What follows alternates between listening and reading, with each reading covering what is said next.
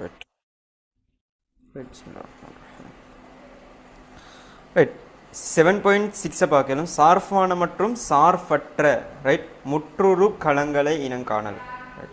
அதில் 7.6.1 சொல்லிக்கிற விஷயம் வந்து சூத்திரம் ஒன்றினை பிரதி செய்தல். சூத்திரம் என்று சொன்னால் என்னன்னு எங்களுக்கு தெரியும் ரைட். ஒரு சூத்திரத்தை பொறுத்த வரைக்கும் அங்கே எண்கள் ரைட், இலக்கங்கள் காணப்படும், அதே மாதிரி குறியீடுகள் அப்படியான விஷயங்கள் எல்லாம் ஒன்றிணைந்தது தான் ஒரு சூத்திரம் என்று சொல்கிறேன் ரைட். சார்புகள் காணப்படலாம் ரைட்.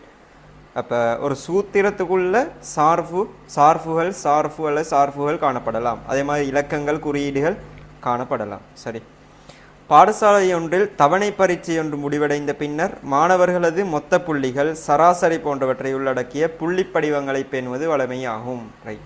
அப்போ ஒரு எக்ஸாம் ஒன்று முடிஞ்சுன்னு சொன்னால் அதில் ஒவ்வொரு பாடங்களை ஒவ்வொரு சப்ஜெக்ட் வைஸாக நாங்கள் மார்க்ஸ் எல்லாம் டீச்சர்ஸ் மார்க் கலெக்ட் பண்ணி அதில் இருக்கிற டோட்டல் மார்க்ஸ் எடுத்து அதில் எவரேஜ் எடுத்து அப்புறம் அதிலிருந்து தான் ரேங்க் வந்து எடுப்பாங்க. அப்போ இது வந்து ஒரு வளமையான விஷயம் ஒவ்வொரு டேர்ம் டெஸ்ட்டும்.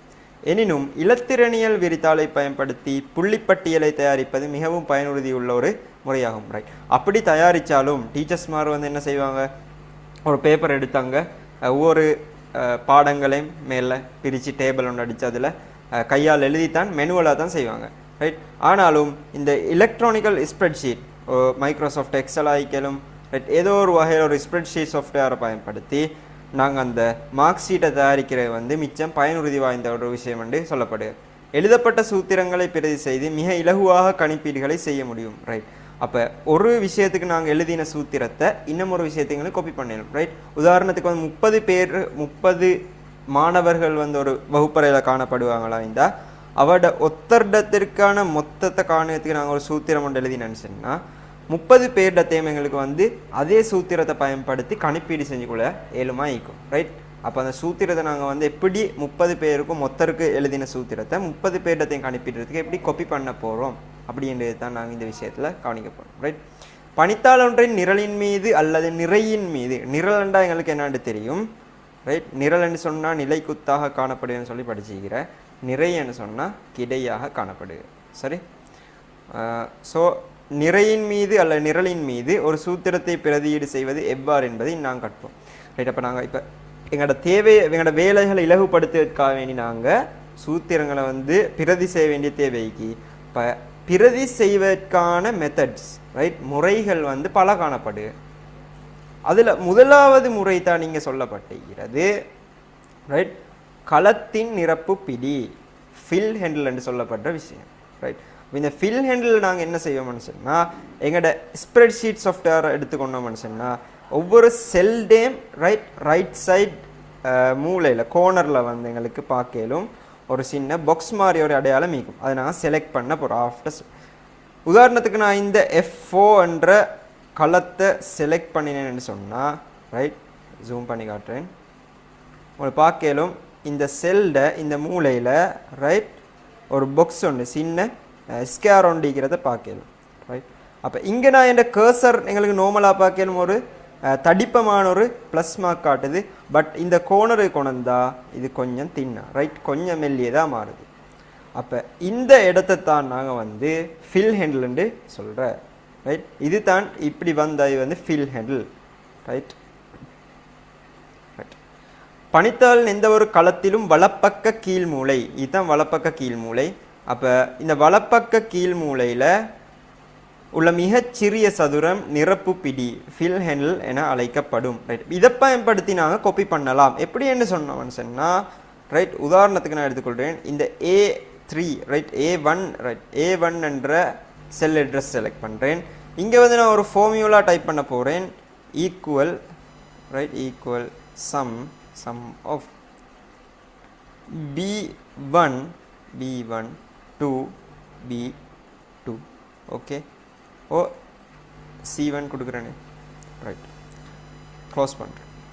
இப்போ இங்கே நான் ஒரு இலக்கத்தை கொடுக்க போகிறேன் 2, அதே மாதிரி இங்கே 3 ரைட். இப்போ எங்களுக்கு பார்க்கலும் இங்கோட்டோவா எங்களோட sum of B1 and C1 calculator சரி சோல்ட் அப்படியாண்டு 5 வந்து ஆன்சராக எங்களுக்கு வந்திக்கிற சரி.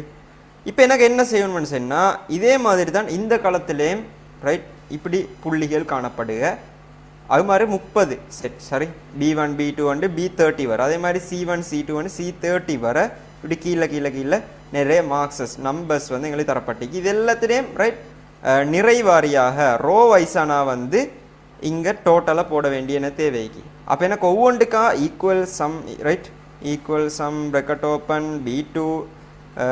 B2 கோலன் C2 அப்படின்னு அடிச்சு கொண்டிருக்க வேண்டிய அவசியம் இல்லை மிச்சம் கஷ்டமான வழி ரைட் அது வந்து என்ன மெனுவலாக எடுக்கிறது அதை விட லேசி அப்படித்தானே நாங்கள் என்னத்துக்கு எலக்ட்ரானிக்கல் ஸ்ப்ரெட்ஷீட் யூஸ் பண்ணுறேன்னு சொன்னால் எங்களோட வேலையை மிச்சம் இலகுப்படுத்த ரைட் ஸ்பீட் ஆகிக்கொள்ள அப்போ ஸோ எங்களுக்கு என்ன செய்யணும்னு சொன்னால் இப்படி அடிச்சடிச்சிக்க தேவையில்லை இப்போ இங்கே தானே நான் ஃபார்முலா எழுதிக்கிறேன் இங்கே எனக்கு என் கர்சரை ரைட் சைடில் கீழ் மூலையில் ரைட் வலது பக்கம் கீழ் மூலையில் கொண்டு வந்து வச்சா ஃபில் ஹேண்டில் எனக்கு ஆட்டோ செலக்ட் ஆகுது இதை நான் வந்து கிளிக் பண்ணி ரைட் என் லெஃப்ட் அந்த மவுஸில் லெஃப்ட் கிளிக் ரைட் அதாவது லெஃப்ட் பட்டனை கிளிக் பண்ணி ட்ரெக் பண்ணி எங்கே வர வேணுமோ அங்கே வர இழுத்து அதாவது ட்ரெக் பண்ணி எது வர வேணுமோ அதோட விட்டா ட்ராப் பண்ணினோம்னு சொன்னால் அந்த ஃபார்முலா எல்லாத்துக்கும் காப்பி ஆகிடும் ஓகே இது தான் இந்த ஃபில் ஹேண்டில் யூஸ் பண்ணினா ஒரு சூத்திரத்தை காப்பி பண்ணுற மெத்தட் முறை இது கிளியரா இஸ் இட் கிளியர்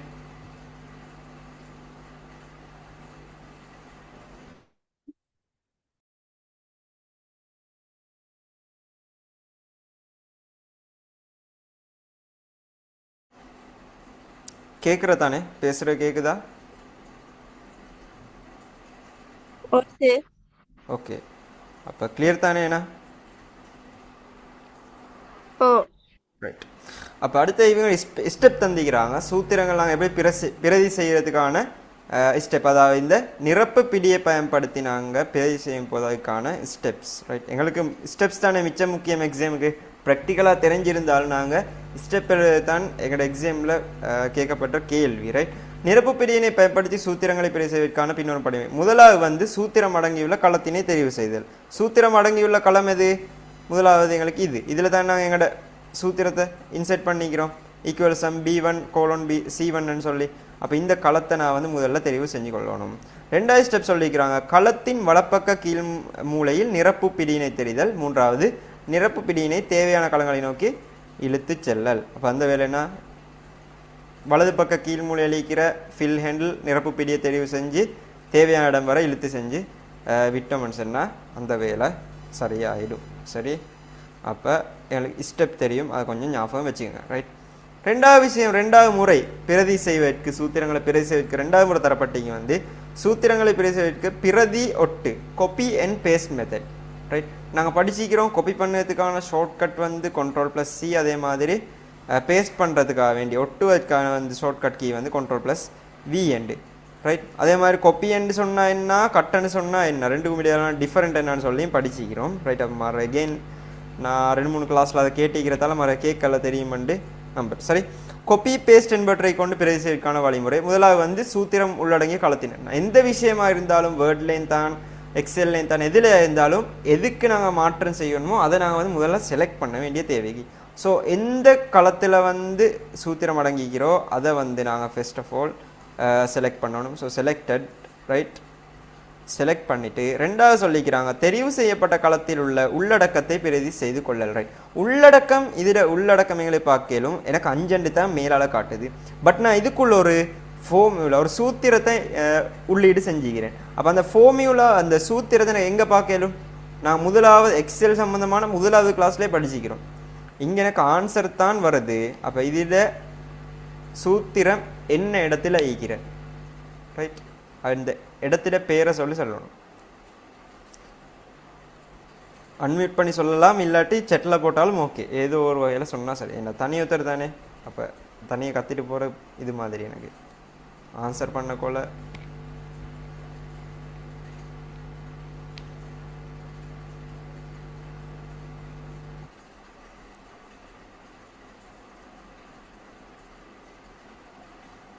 இங்கே 5 தான் காணப்படுது பட் எங்களுக்கு இதுக்குள்ள ஒரு ஃபார்முலா இன்செர்ட் பண்ணிக்கிறோம் நாங்கள் இந்த B1 C1 கூட்டி மொத்தம் காண சொல்லி அப்போ என்ன வரும் குயிக் ஆன்சர்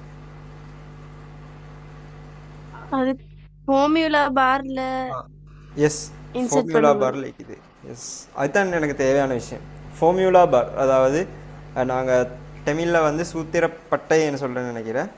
ரைட், அப்போ ஃபார்முலா பாரில் வந்து எங்கட ஃபார்முலா காணப்படுது. இதன் எனக்கு வந்து ஒரு செலக்ட் பண்ணி ரைட் காப்பி பண்ணி கொள்ளையிலும். ரைட், காப்பி பண்ணுற விஷயம் எங்களுக்கு தெரியும். ஒன்றோ கண்ட்ரோல் சி ப்ளஸ் பண்ணி எங்களுக்கு காப்பி பண்ணலாம், இல்லை செலக்ட் பண்ணி ரைட் கிளிக் பண்ணி காப்பி பண்ணி கொள்ளலாம். இப்போ எனக்கு தேவையான இடங்கள் அடுத்து என்னோட ஸ்டெப்பை பார்த்துட்டு வரோம். பிரதி செய்வதற்கான களம் வீச்சை தெரிவு செய்தல், தெரிவு செய்யப்பட்ட களம் அல்லது கள வீச்சில் ஒட்டுதல். ரைட், இப்போ எனக்கு ஒரு செல்லை தான் இது காப்பி பண்ணணும்னு சொன்னால் அதை மட்டும் செலக்ட் பண்ணி கண்ட்ரோல் வி கொடுத்து பேஸ்ட் பண்ணலாம். சரி, அப்படி இல்லைன்னு சொன்னால் ரைட், அப்படி இல்லைன்னு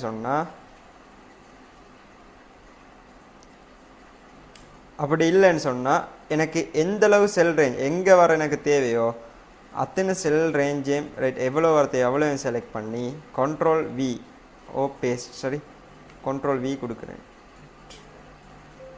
காப்பீட். சரி, எனக்கு தேவையான அளவு செலக்ட் பண்ணிவிட்டு கண்ட்ரோல் வி கொடுக்குறேன், இங்கே பேஸ்ட் ஆகிச்சு. சரி, அப்போ இது ரெண்டாவது மெத்தட், எங்களுக்கு பிரதி சேவைக்கான ரெண்டாவது மெத்தட்.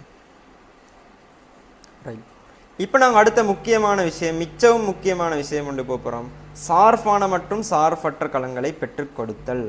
ரைட், இப்போ இந்த சார்பான களமண்டா என்ன, சார்பற்ற களங்கள்னு சொன்னால் என்ன, கள முகவரி நிரல் எழுத்துக்களையும் நிறை இலக்கங்களையும் கொண்டிருக்கும்.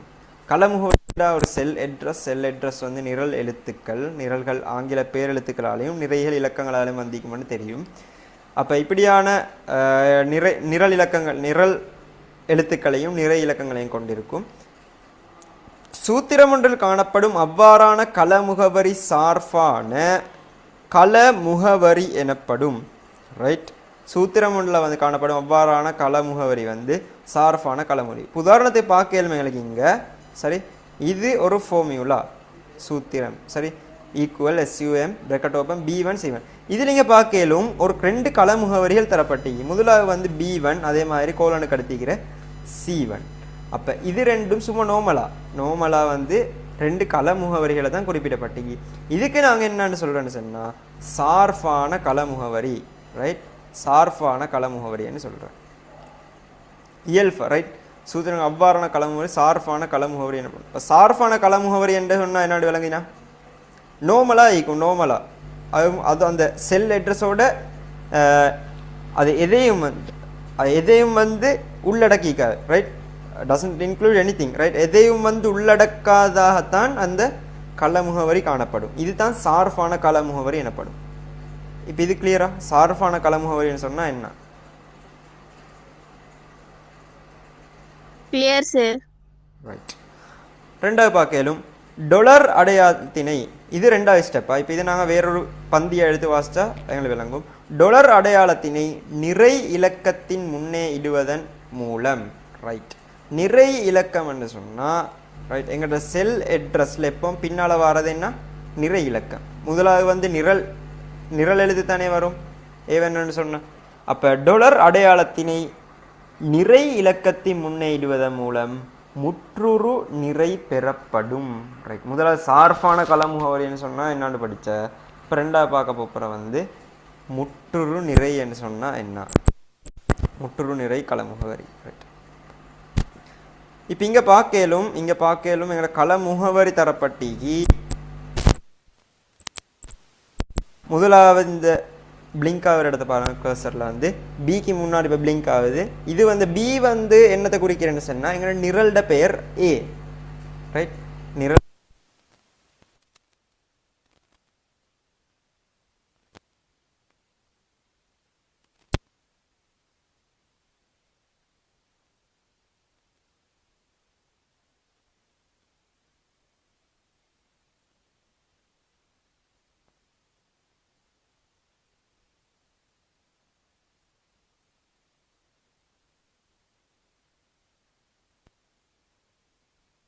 சார்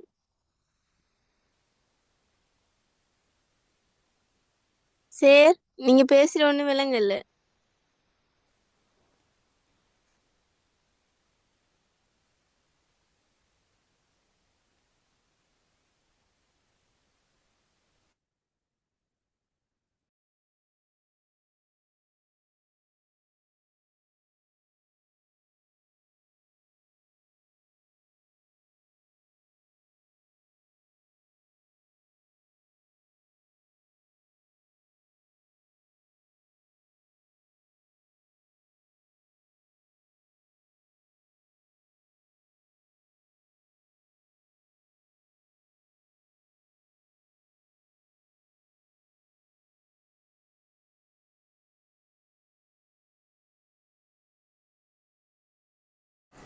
இப்போ கேட்குதா என்ன மாதிரி?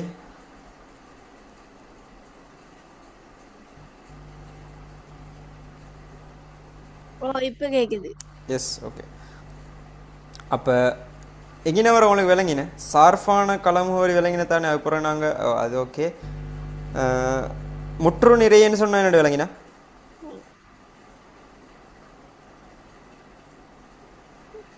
அதான் விளங்கி இல்ல.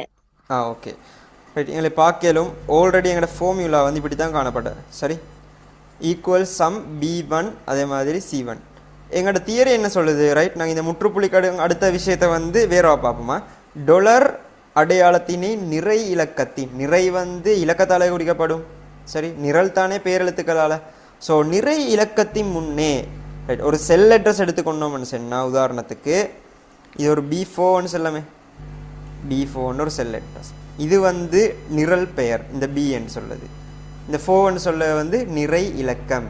சரி, நிறை இலக்கம். அப்போ இதுக்கு முன்னால் வந்து இந்த நிறை இலக்கம் இந்த B4க்கு முன்னால், இந்த 4க்கு முன்னால் நான் வந்து ஒரு டொலர் அடையாளத்தை ரைட் ஒரு டொலர் அடையாளத்தை இட்டேன்னு சொன்னால், சரி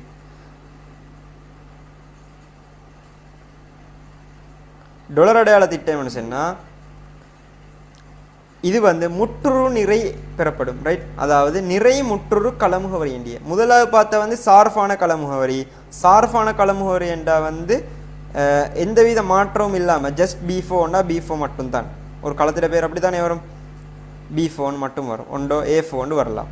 right, C4 C1 C2 anything வரலாம். ஆனால் இந்த நிறை இலக்கத்துக்கு முன்னால் நான் வந்து ஒரு டொலர் சைனை போட்டோம்னு சொன்னால் இதுக்கு பேர் வந்து சார்பான கள முகவரி அல்ல. ரைட், இதுக்கு பேர் வந்து நிறை முற்றுரு கள முகவரி அப்படின்னு சொல்கிறேன். நிறை, சரி, நிறை இலக்கம் தானே. நிறை இலக்கத்துக்கு முன்னால் வந்திக்கிறதால வந்து நிறை முற்றுரு கள முகவரி அப்படின்னு சொல்கிறேன். நிறை முற்றுரு கள முகவரி கிளியரா? நிறை முற்றுரு கள முகவரின்னு சொன்னால் என்னென்னு கிளியரா? ஓ சரி ரைட். இப்போ அடுத்த விஷயம் பார்க்க போகிறேன். ரைட், நாங்கள் முதலாவது விஷயம் பார்த்த சார்பான கள முகவரி என்று சொல்கிற விஷயம்.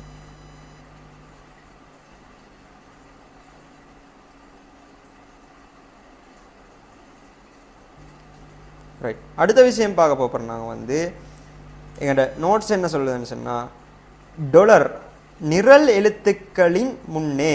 ரைட், நிறை வந்து இலக்கத்தால், நிரல் வந்து எழுத்துக்கள் தானே குறிக்கப்படும், ஆங்கில பேரெழுத்துக்களால். அப்போ நிரல் எழுத்துக்கு முன்னே இடுவதன் மூலம் முற்றுரு நிறை பெறப்படும்.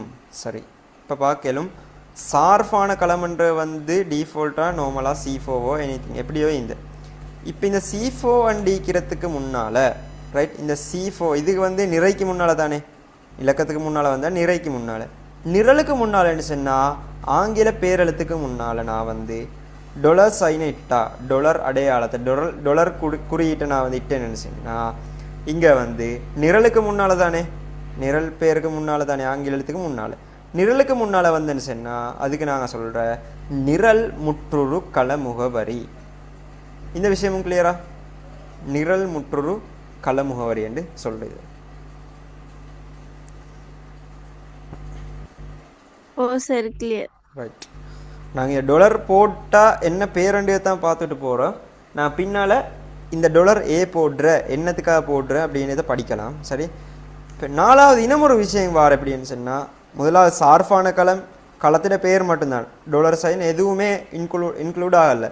பட் இங்கே நிறைக்கு முன்னால் டொலர் சைன் இன்க்ளூட் ஆகின, அதே மாதிரி இங்கே நிரலுக்கு முன்னால் இன்க்ளூட் ஆகின. இப்போ நாங்கள் பார்க்க போகிற விஷயம் எப்படின்னு சொன்னால், சார்பான களம் ஒன்று தரப்படுது, இதிட நிரலுக்கு முன்னாலே டொலர் சைன் காணப்படும்.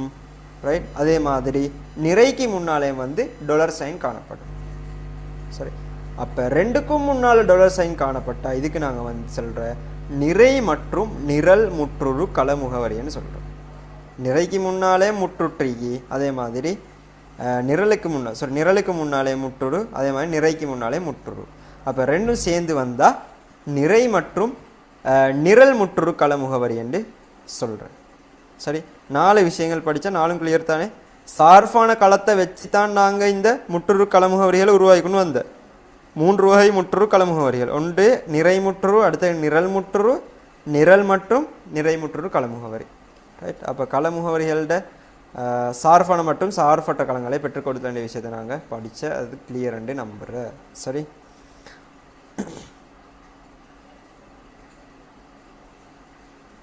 ரைட். இப்போ நாங்கள் இதை வந்து டீட்டெயிலாக ஒரு விஷயத்தையும் பார்த்துட்டு போவோம். சரி, முதலாவது வந்ததில் சார்பான களங்கள் என்று சொல்கிற விஷயத்தை பார்ப்போம். சார்பான களங்கள்.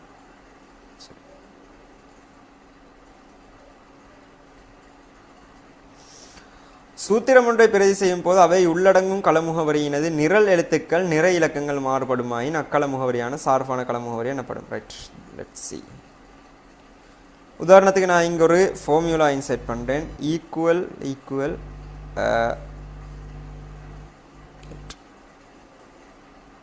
இதில் அடிக்கிறேனே சமன் A1 கோலோன் இல்லை A1 plus அடிப்போமா, A1 plus B1 அடிக்கிறேன் எங்களுக்கு விளங்கி கொள்றதுக்காக வேண்டி. என்ட்ரு பண்ணுறேன், 0 வருது, இங்கே 1 இங்கே 2 போட்டுறேன். சரி, அது மாதிரி இங்கே நான் என்ட்ரு பண்ணிக்கொள்கிறேன் 3, அதே மாதிரி 4 என்று சொல்லி எங்களோட ஃபார்முலா இங்கே பார்க்கலும் என்ன கொடுத்திக்கிறேன்னு சொன்னால் சமன் A1 சக B1, A1 B1 கூட்டணி தான் கொடுத்திக்கு.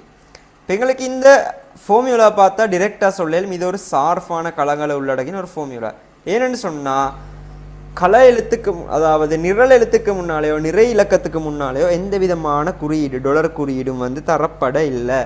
அப்போ இது வந்து ஃபுல்லாகவே சார்பான கள முகவரிகளை கொண்ட ஒரு ஃபார்முலா சூத்திரம். ரைட், இப்போ நாங்கள் என்ன செய்ய போகிறோம்னு சொன்னால் இதே ஃபார்முலா தான் எனக்கு 2வது வரைக்கும் தேவை வேண்டிய காரணத்தால் என் ஃபில்லிங் ஹேண்டில் யூஸ் பண்ணினா காப்பி பண்ணுறேன்.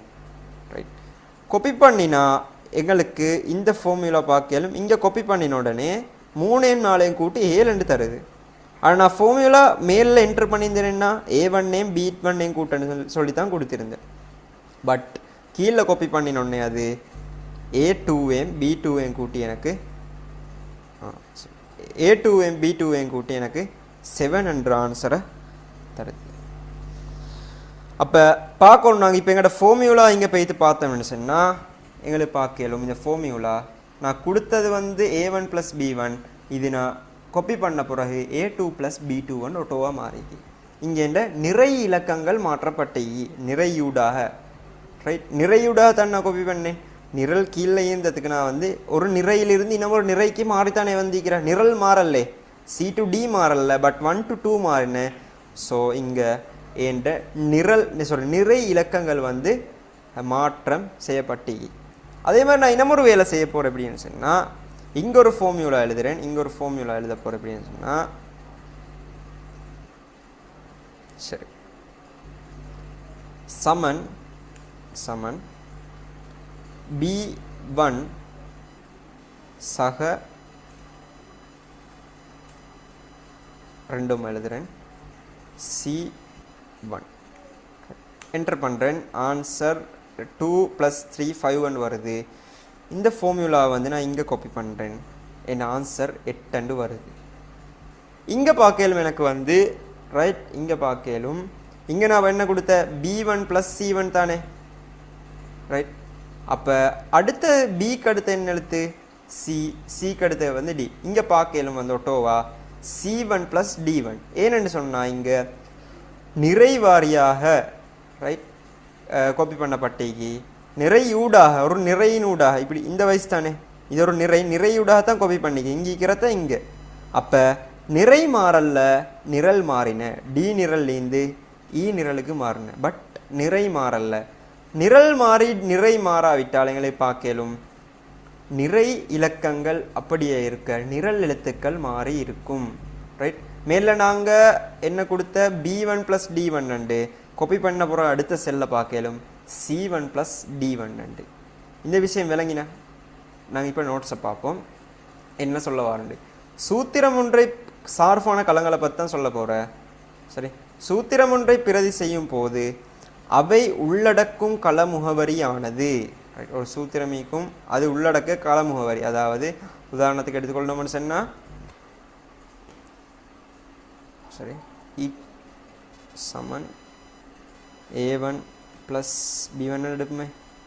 இந்த சூத்திரத்தை நான் பிரதி செய்யும் போது அவை உள்ளடக்கும் கள முகவரி. கள முகவரிகள் என்ன, இதில் காணப்படும் கள முகவரிகளை சொல்லுங்க பாப்போம்.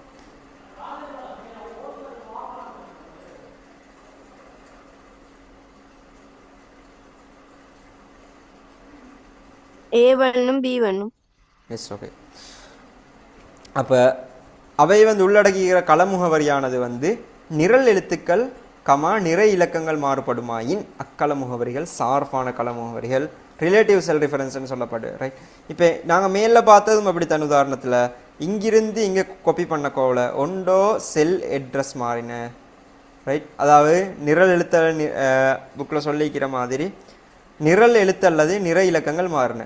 நிரல் இலக்கங்கள் நிரல் எழுத்துக்கள் எப்போ மாறினு சொன்னால் நாங்கள் நிறையூடாக அதை வந்து பிரதி செய்யும் போது. ரைட். இந்த பக்கமாக நான் காப்பி பண்ணும் போது நிரல் எழுத்துக்கள் மாறின. ஏனெண்டா ஒரு நிரல் டு இன்னொரு நிரல் தானே காப்பி. ரைட். அதே மாதிரி நிறை இலக்கங்கள் எப்போ மாறினு சொன்னால் ரைட் நிரல்கள் ஊடாக நான் காப்பி பண்ணும்போது ஒரு ரோல் இருந்து இன்னமொரு ரோக்கு வந்து காப்பி பண்ணது. ரைட். அப்போ என்ன நடக்கும்? நிறை இலக்கங்கள் மாற்றப்பட்ட. சரி. அப்போ அப்படி நிரல் இலக்கங்கள் நிறை இலக்கங்கள் அதே மாதிரி நிரல் எழுத்துக்கள் மாறுபட்ட கள முகவரிகளாக இருந்தால் வந்து அது சார்பான கள முகவரிகள்னு சொல்கிறேன்ட்டு இவங்க சொல்லவா. உதாரணம் மட்டும் தந்திக்கிறாங்க வந்து இங்கே பார்க்கலும் நிரல் பெயர் மாற்றம் அடையும். ரைட். இந்த பக்கமாக காப்பி பண்ணும்போது நிரல் பெயர் மாற்றம் அடைஞ்சிக்கு எங்களை பார்க்கலும். சரி. நாங்கள் ஏற்கனவே பார்த்த மாதிரி தான் இங்கே A1 + B1 அண்டிக்கு இங்கே பார்க்கலும் B1 ஏக்கு அடுத்ததிக்கிற B எடுத்திக்கிறேன். அதே மாதிரி பிக்கு அடுத்திக்கிற சியை வந்து ஏக்கு அடுத்திக்கிற பியை வந்து இங்கே எடுத்திக்கிற. அதே மாதிரி பிக்கு அடுத்திக்கிற சியை வந்து இங்கே எடுத்திக்கிற. அதே மாதிரி அடுத்த கொப் பண்ணவரை பார்க்கலும் பிக்கு அடுத்திக்கிற சியை இங்கே எடுத்திக்கி. அதே மாதிரி சிக்கு அடுத்திக்கிற டியை வந்து இங்கே எடுத்திக்கி. அதை ஒரு வரிசை நிறையூடாக நாங்கள் இது நிறையூடாக காப்பி பண்ணுறது தானே. இப்போ நிறையூடாக காப்பி பண்ணால் வந்து நிரல் எழுத்துக்கள் மாறும். ஏன்னா நிரல்கள் தானே மாறி மாறி வரும். ஸோ நிரல் எழுத்துக்கள் மாறிக்கிறத வந்து எங்களுக்கு பார்க்க இயலும். அதே மாதிரி நிறை இலக்கங்கள் ரைட் நிறை இலக்கம் மாற்றம் அடையும் எப்படின்னு சொன்னால் இங்கே பார்க்கலும் A1 1 வந்து 2ஆக மாறிக்கி, மற 2 3ஆக மாறிக்கி. இங்கேயும் அதே மாதிரி தான் B1 B2ஆக மாறிக்கி, B3ஆக மாறிக்கி. இப்படி வந்து நிரல் எழுத்தோ நிறை இலக்கமோ காப்பி பண்ணும் போது மாற்றம் அடையுமா இருந்தால் ரைட் அப்படியே ஈக்காம மாறுபடுமா இருந்தால் இது வந்து சார்பான கள முகவரிகள் என்று சொல்லப்படும். சரி. அப்போ சார்பான களங்கள் என்று சொன்னால் என்னாண்டு கிளியரா?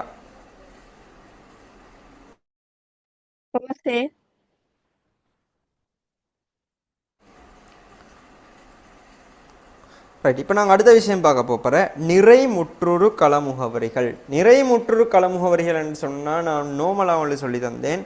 நிறை இலக்கத்துக்கு முன்னால் டொலர் குறியீடு வந்தால் அது வந்து நிறை முற்றுரு கள முகவரின்னு சொல்லி. ரைட்.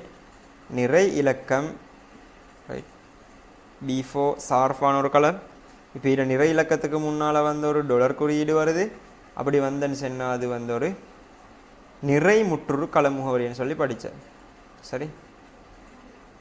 சூத்திரம் ஒன்று ஒரு வரியினூடாக பிரதி செய்யப்படும் போது ரைட் ஒரு வரியினூடாக பிரதி செய்யப்படும் போது கள முகவரிகளில் நிறை இலக்கங்கள் மாறாவிடின் அவ்வாறான கள முகவரிகள் நிறை முற்றுரு கள முகவரிகள் எனப்படுது.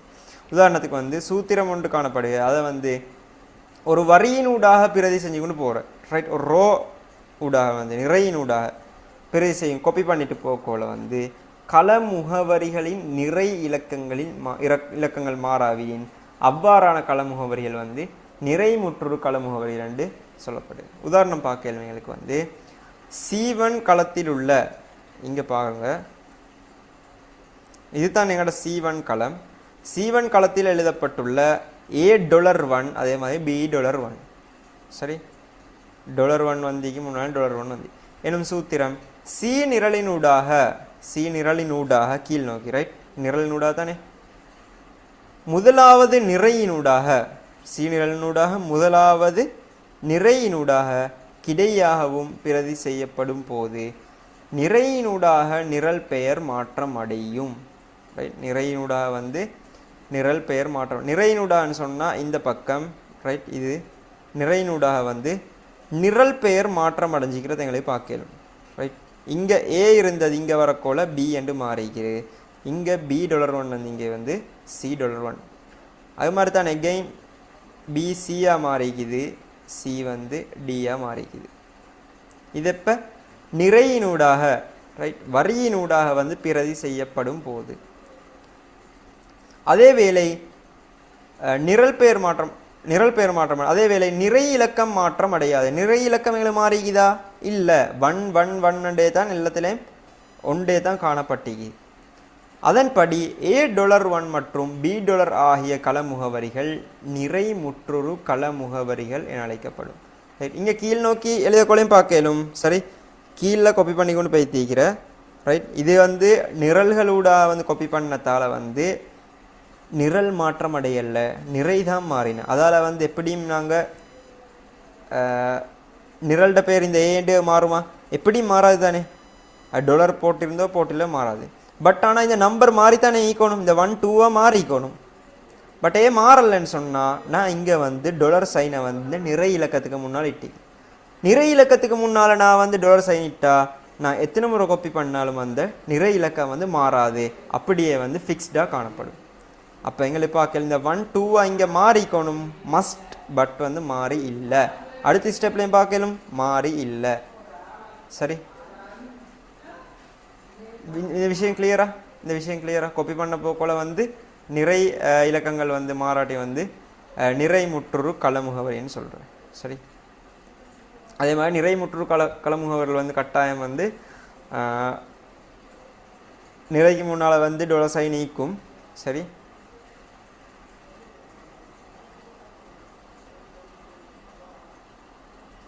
உதாரணம் ஒன்று தந்திக்கிறாங்க வந்து ஒரு பென்சிலின் வெயிட் கிளியர். Yes okay. ஒரு பென்சிலின் விலை கொடுக்கப்பட்டுள்ள நிலையில் பல பென்சில்களது விலையை அறிதல் கீழே 7.36 காட்டப்பட்டுள்ளது. இங்கே பார்க்கலும் ஒரு பென்சில்கள் எண்ணிக்கை குவான்டிட்டி தரப்பட்டிக்கு 1 2 3 4 5. அதே மாதிரி ஒரு பென்சில்ட விலை வந்து $10 தரப்பட்டிக்கு. அப்போ எங்களுக்கு மொத்தம் காட்டுறது கூட்டுத்தொகை காட்டு. ஒரு பென்சில்ட விலை $10 சொன்னால் ஒரு பென்சில் வாங்கினா விலை $10 எங்களுக்கு தெரியும். இதை கணிப்பிடத்துக்கு வந்து எங்களுக்கு ஒரு சமன்பாடு எக்ஸலுக்கு கொடுக்கறதுக்கு நாங்கள் சமன்பாடு ஒன்று செய்யலாம். எங்களுக்கு ஒரு பென்சில்ட விலை 10 தெரியும். அது கூடி போக்கல எங்களுக்கு கல்குலேஷன் வந்து மிச்சம் கஷ்டமாகும் தானே.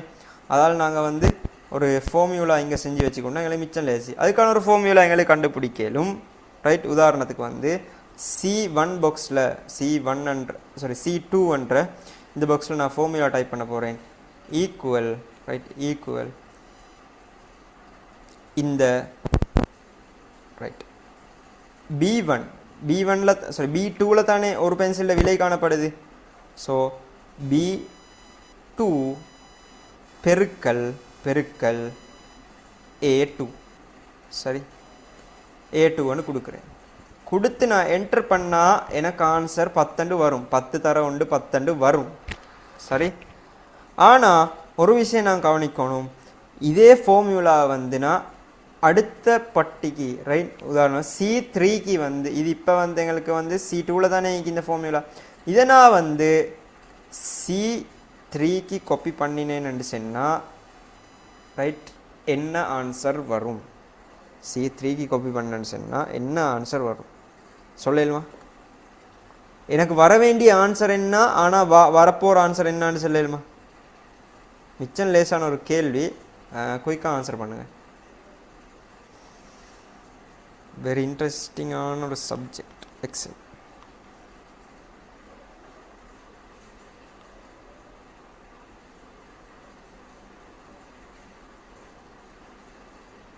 இல்லை கொஸ்டின் விலங்கல்ல அகெயின் சொல்லவா? இல்லை தெரியும் 20 வரணும். எஸ், ஆனால் 2 வரும். 2 வருமா? 2 வரும். ரைட், ஓகே, நான் பார்ப்போம் விஷயத்தை. 2 வராது. எங்களுக்கு வர வேண்டிய ஆன்சர் 20 தான். வரும். எஸ், 0 எங்களுக்கு வரும். என்னன்னு சொன்னால் வந்து இங்கே வந்து ஃப்ரீ ஆகிக்குது. அப்போ 2 × 0 வந்து 0. எந்த இலக்கத்தையும் வந்து 0 பெருக்கினா 0. Yes okay, done, very good. அப்போ அதில் 0 வரும். ஏன்னு சொன்னால் வந்து இது முழுமையாக வந்து சார்பான களங்கள் காணப்படுவதால் வந்து கொப்பி பண்ணால் வந்து அது வந்து அப்படி மாறிட்டே போகும். நான் கீழே நிரல்களூடாக கீழ் நோக்கி காப்பி பண்ணும்போது இதை நிறை இலக்கங்கள் மாறும். B2 வண்டிக்கு வந்து B3 மாறி அதே மாதிரி A2 வந்து A3 மாறும். ரைட், இப்போ எனக்கு செய்ய வேண்டிய என்ன வழி, எங்களுக்கு என்ன செய்யலாம்? எல்லாத்துக்கும் காப்பி பண்ணினா வந்து மாறப்படாது. ரைட், சரியான ரெண்டு குவான்டிட்டி ரெண்டுன்னு சொன்னால் 20 வரணும், 3ண்டா 30 வரணும், அப்படியே வரணும்னு சொன்னால் இந்த ஃபார்முலால எங்களுக்கு என்ன மாற்றம் செய்யலாம்?